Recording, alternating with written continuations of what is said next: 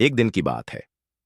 मगध साम्राज्य के विशाल उपवन में आचार्य चाणक्य अपने शिष्य चंद्रगुप्त मौर्य के साथ टहल रहे थे। चारों ओर हरियाली फैली थी, पेड़ों से पत्तियों की सरसराहट सुनाई दे रही थी। चंद्रगुप्त ने अचानक अपने गुरु से प्रश्न किया। चंद्रगुप्त, गुरुदेव, मैं एक बात समझ नहीं पाता। संसार में ज्ञानी और मूर्ख दोनों ही प्रकार के लोग रहते हैं। ज्ञानी से तो सीख मिलती है, परंतु मूर्खों का व्यवहार हमें बार बार परेशान करता है। क्या हमें उनसे दूर रहना चाहिए या फिर उनके साथ भी धैर्य से रहना चाहिए? चाणक्य मुस्कुराए और बोले, चाणक्य वत्स, यह बहुत गूढ़ प्रश्न है। मूर्ख व्यक्ति से दूर रहना ही सबसे बड़ा ज्ञान है। मैं तुम्हें आज कुछ सूत्र बताऊंगा जिनसे तुम समझ सकोगे कि मूर्खों से क्यों दूरी रखनी चाहिए।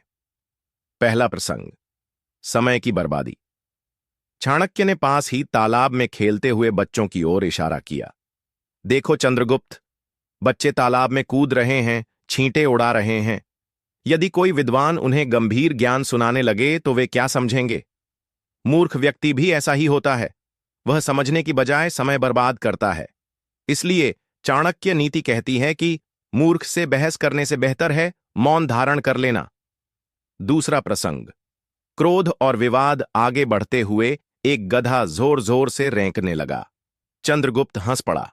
चाणक्य बोले, वत्स, यदि तुम गधे से तर्क करने लगो कि चुप रहो, तो क्या वह मानेगा? नहीं ना।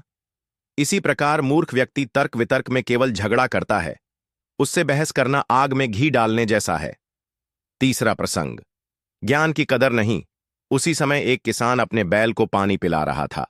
चाणक्य ने कहा, बैल को सोने का हार पहना दो, पर क्या वह उसकी कीमत समझ पाएगा? बिल्कुल नहीं। इसी तरह मूर्ख व्यक्ति ज्ञान की कीमत नहीं समझता। उसे ज्ञान देना व्यर्थ है।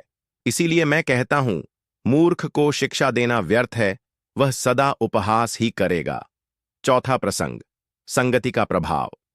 चाणक्य ने पास के सूखे पेड़ की ओर इशारा किया।